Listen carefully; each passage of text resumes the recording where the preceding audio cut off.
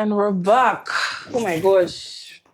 I feel like it's been a while since we started down here. But before we get into it, I want to tell you guys something. Why did you? By the time Why did you breathe it like that? I was laughing. I have a cold, bro. So anyhow Sorry. I sniffle. Bear with me. Sorry. By the time we're shooting this episode, it's a very, very special occasion today. Today is Daddy's birthday. What did I just do?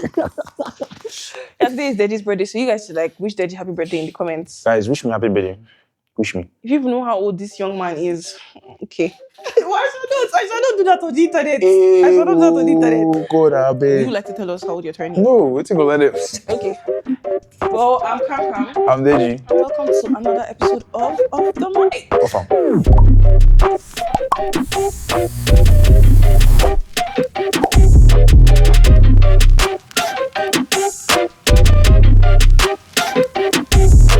Yeah.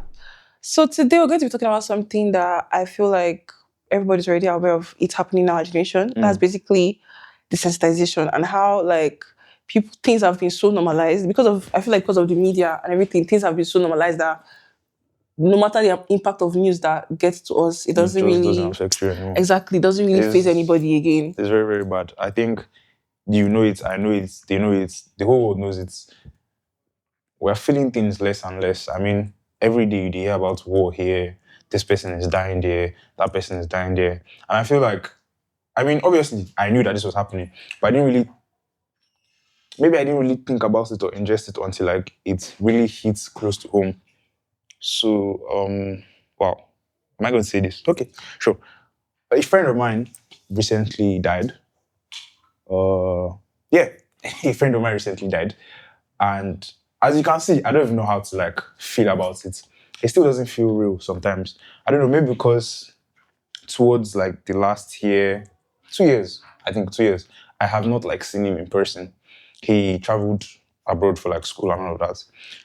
And the thing is, when they tell you life happens at the most random moments, this was one random one day like that. I was chilling. What was I even doing? I think I was just eating or I was talking to somebody. I just decided to check my phone. I saw one message on there's this alumni group chat that we have from my secondary school because he was my senior in secondary school. I just saw so and so is dead. Rest in peace. Now play, now joke, Abi, what's happening? Just out of nowhere, it just happened. And then I did not know how to feel. I mean, everybody posted. I posted, R.I.P., he was such a great person. I feel like it's that posting thing. I think that's even where I think the desensitization starts from. Because it's once you post about it, it's dead and It's done. over, Do you it has understand? You've done your bit, so let's move on to the next phase of life. Do you get? Because people are like, this is happening. Okay, earlier this year when there were a lot of rape cases, there were a lot of bad news.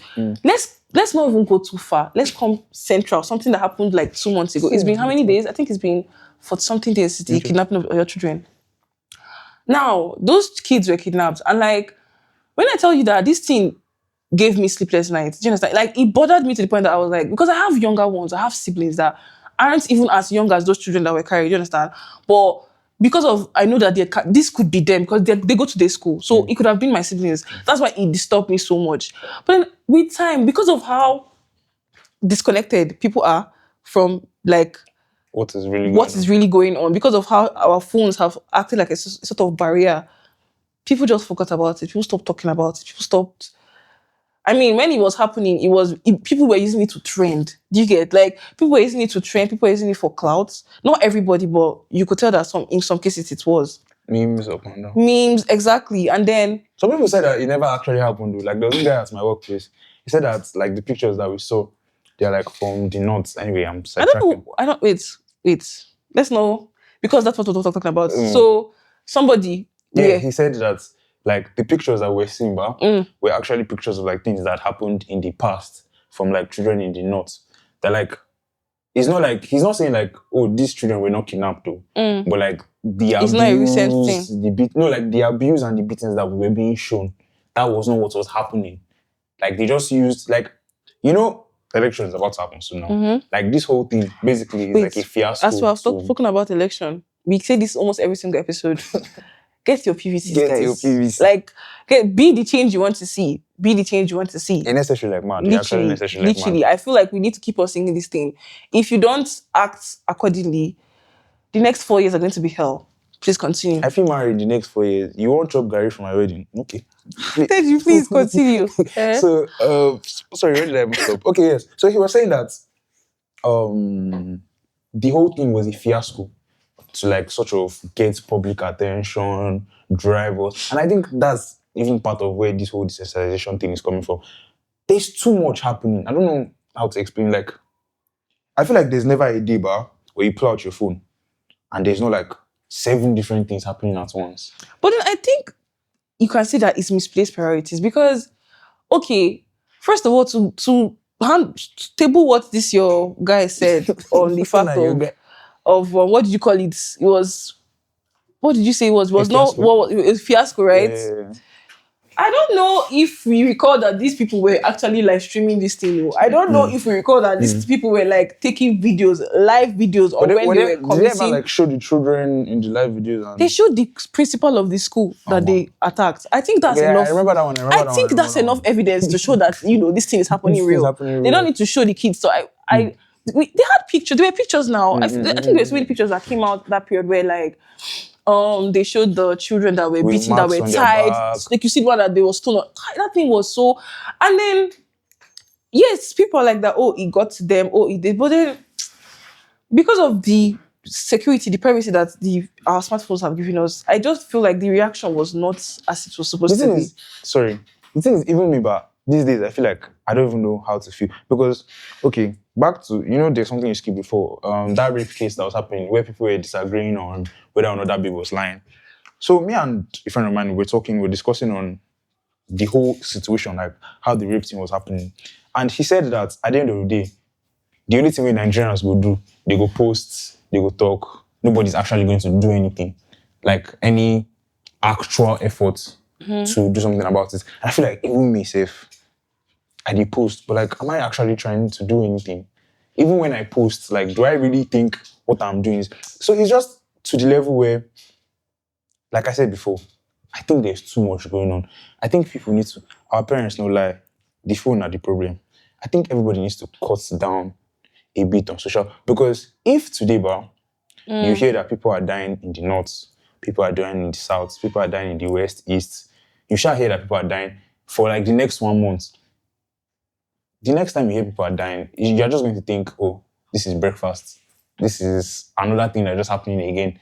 And that's the level that we are at. Will we really call it cutting down on screen time? I mean, I agree with the cutting down on screen time thing because the amount of media you consume can also affect how you relate to things that are being posted because you've consumed so much media and then your attention span. There was a time I was in public transport, and then somebody was watching a video where like the person in the video was crying. Do you understand? It's happened to me once or twice where the person in the video was crying, and then I just scrolled past, and then I was like, oh my god, you just realize that you're slowly losing your humanity. Because why will somebody be crying and not just move you? Because I don't think, though we can say that yes, people use it for clout, people use it to get attention, but I don't think anybody that picks up their phone and cries on the internet is doing it for attention. I think maybe they really, really need help. So I feel like we should make conscious efforts, like individually, communally. It should be a thing where like you should make conscious efforts to not just skip over things the way you skip over things. Like I get that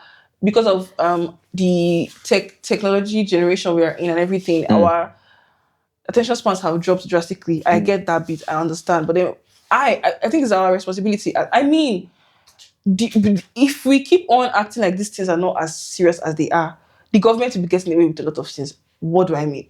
Guy, they released Epstein files. Like, Epstein files dropped, and then a lot of people were like, do you know something? I feel like this thing was supposed to change the trajectory of people's mindsets. About everything. And then in my head, it's as if the government just released that thing to see how we would react. Do you understand? Because I don't think there's anything worse than eating children. I really don't. I can't think of any graver sin. I really can't think of any, I can't think of, I really cannot. And then they brought out those, together with other things, you understand? They brought out that news. And it's trended as it's always going to And trend, then and it just fizzled out.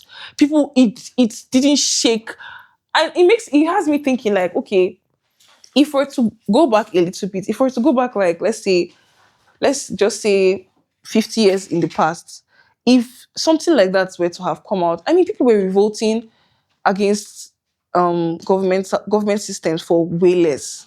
But now, in the sense where they're like, since something so drastic was shown and portrayed, and nobody's doing anything about it. On that aspect, it could also be that, oh, what can they do? Do you understand? Because of how great the capital mass is between. What can they do? Exactly, like what can they do? But then Enter the streets. Well, would entering the streets change anything? But like at least it would show efforts, because like you said, it could even be a case where the government at this point, maybe they throw, like, when you throw breadcrumbs. Sorry, when you throw breadcrumbs at like things just to see how they would react. We've gotten to that. I don't even want to say we're getting there. I think we've gotten to that level that at this point, no person in power probably takes anybody outside power seriously. They're just like, shit, what do they go do? They go dance to him now. They go make me. Life moves on. I can almost swear that if today Jesus Christ was to come back and like people literally see people disappearing, somebody will probably take video. Oh, this guy from my side just disappeared. Like, I'm not like, it's not a funny thing, but like that's the level to which I think we actually are at right now. Guys, what thing we could do, Aveg? Because we can't go on like this. We cannot go on like this. It's not, I feel like it's not a way to live, honestly. It's not a way to live at all. It's not a way to live at all. The sense of community is just so dead. The sense of caring for your fellow human beings. Like, we are getting to the point where we are becoming inhumane. Literally, that's what I'm going to call it. We're becoming inhumane, and it's like, it remains to become cannibal. What? That's what I'm saying. Like, the next step is to become cannibal. like seriously, it's very sad and it's very scary. And I just think that the way you'll be able to, would I say, surpass this or grow out of it is to make conscious efforts. That like genuinely make conscious efforts towards caring more about people. It mustn't happen to you directly. It mustn't happen to your family member directly. That's one thing I really, really hate. Like, you mustn't be able to be empathetic because of it happened. Like, empathy must not start because of it happened to somebody you know. It's happened to you. No. You should be empathetic because this person is a human being. Like, point blank, period. That is the only reason. Why should I feel bad? Or why should I feel pain? Or why should I feel any form of emotion? Because this person is a human being. Despite color of skin, despite tribe, despite ethnic group, like, because the person is a human being. We need to stop. We need to focus. Like, we need to stop letting other things just distract us from, oh, he's not my Yoruba sister, or she's not my Igbo brother. Or, like, guys, we're missing the point here.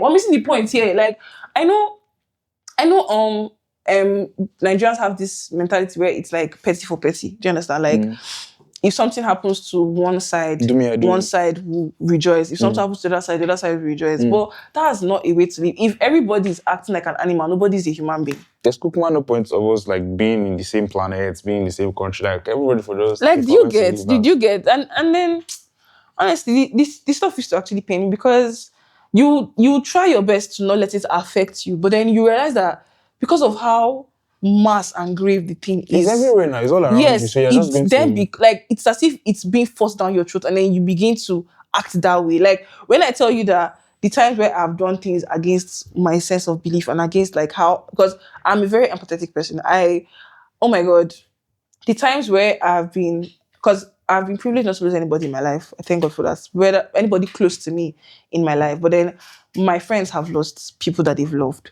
And being in their vicinity, I feel like it's my own, like, it's the person, I knew the person personally, do you understand? I shared tears, and I even feel bad for sharing tears, because I'm like, imagine, this is how I'm feeling, imagine how my friend feels. So you get that kind of thing, and I feel like that's how it should be. It mustn't be somebody you knew. It mustn't, like, just as long as somebody is feeling pain out there, doesn't matter the country, the place, the states, you should be able to, at least to some extent, somewhat feel that emotion, somewhat not relate to it, but try and understand it. It's your duty as a person to try and understand it. I think connecting with what you said about like making conscious efforts, like I said, or like we've said, instead of just like posting bar, once in a while, step out of your house, like touch grass. I feel like touch grass. It's happening so much around you that you don't even need to go far. Like there's this where I stay now. I stay. Should I say where I stay? No. Where I shall stay, there's this bridge. Like there's a pedestrian bridge. And on that pedestrian bridge, but like you see beggars, you see lepers. And yesterday, I believe before yesterday, as I was passing, there was this boy that was trying to like push a bike up. And as I was just passing, like I think, okay, he was in front of me and he was kind of like blocking my way. I said, okay, let me just help him and carry his bike up to make it faster for me. And as I got to like the other edge of the bridge, I just looked back. There were so many people seated on the bridge.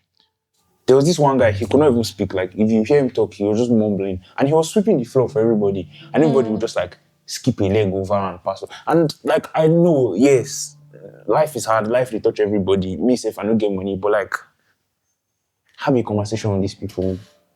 Even if it's one act of love. Even if it's once in a year. Like, seriously.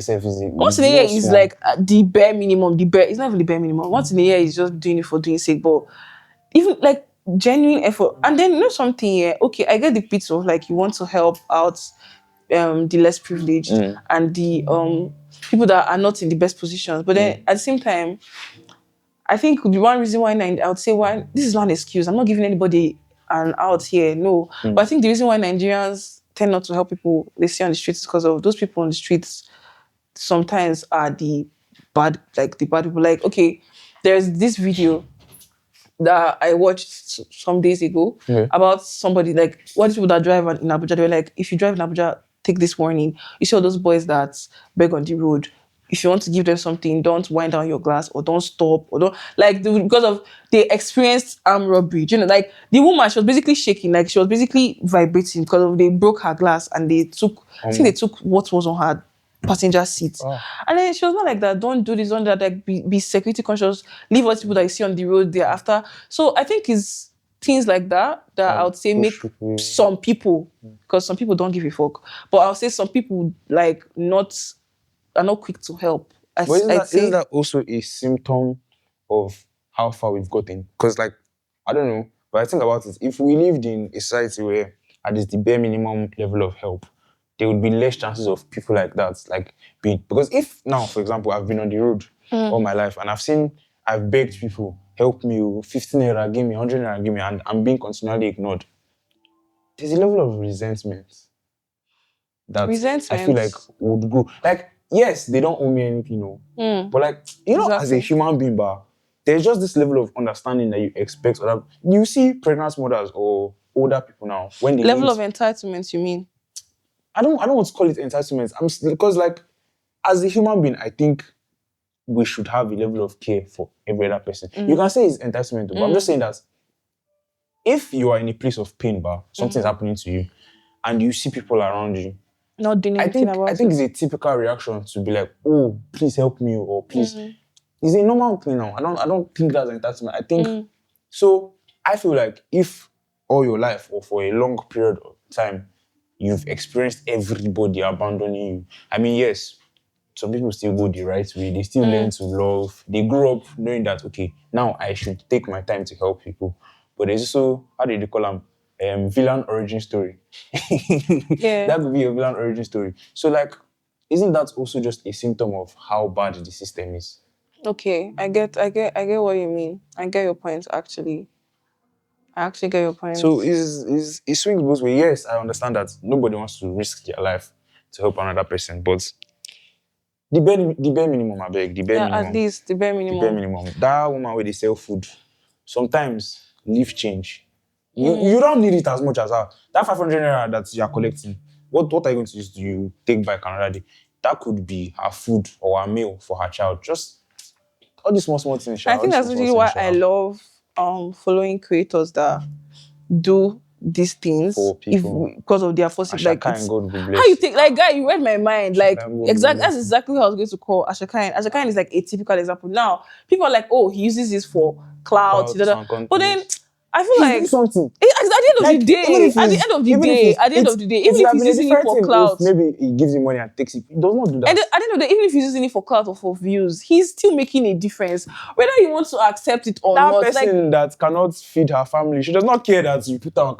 Bro, there's food as well. You get like people like, oh, like, yeah, like if you don't, he doesn't do it in a derogatory manner, because there are people that do that and they do it in a derogatory manner. Like all these foreign creators now, they come to Africa and they will do We saw these empowering a helpless African village. We saw these helpless people. He's not doing it in that type of way. He's just like, oh, let's go help somebody out today. Randomly, you can tell that this is something he did not You plan can even it. see the way he communicates with them. He tries to have a conversation. Exactly. with you. He didn't find location and Maybe say, he will help you and sell your stuff. do you get, like, you can genuinely tell that even if he's using it for clout and view, like for views and everything, he's still from the place he's coming from what we're seeing, it's very genuine and it's making a good difference.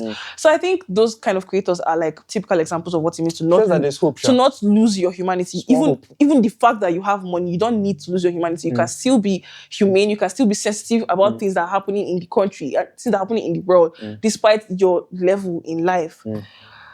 So yeah, this because it really pains me. It's very scary. It's very, very It really scary pains me. across board. So, like, in conclusion, in summary, if I feel like as our generation, because I think it's more on us, it's like our job to be able to escape this box that we've been, let's say, put into or we've grown into. In so many other aspects of life, we've shown that we are living the normal box that people have been trapped in. Exactly. So this is one thing that we should definitely be able to come out of. You get, like, we've broken the chain of working for somebody till you break your back and die. Do you understand? So we should be able to break more chains. I think our sensitivity levels need to increase.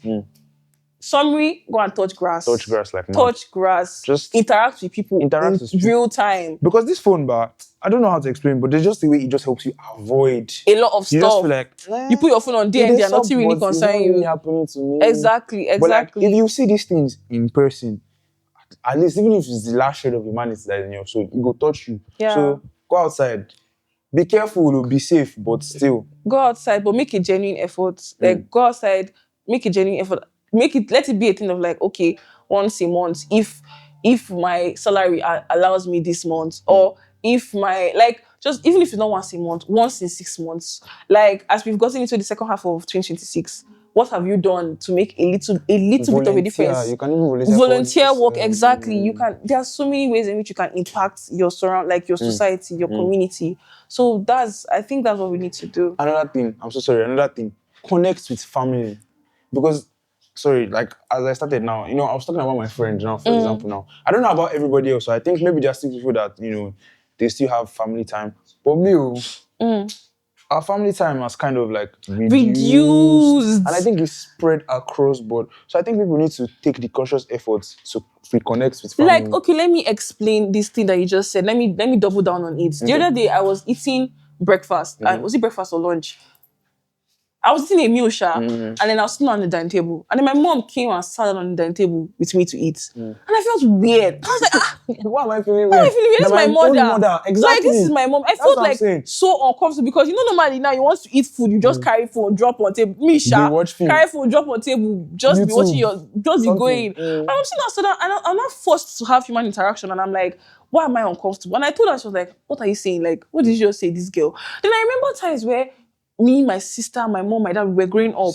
I'm scared. Every single meal was had at the dining table. We'll say prayers together, we'll say grace together, we'll finish eating. We'll talk about if it was maybe your father came back from work or we came back from school. We'll talk about like our day and how our days went and everything. Like, this humanity has just... They fall out. Yeah, just... like, it's scary. It's actually scary. It's really, really scary. The more you think about it, the more you just realize how detached we are from ourselves. Yeah. Everybody just they do their own thing. So family, at your workplace, I feel like wherever you find yourself, with the people around you, take conscious efforts to care, to try and care. Connect with them, understand people. Just increase. I feel like it's just increase human interaction. Because if the only conversations you have are through your phone, it's then very scary. I think that's where the problem will stem from. Like today now, as you all know, today is my birthday.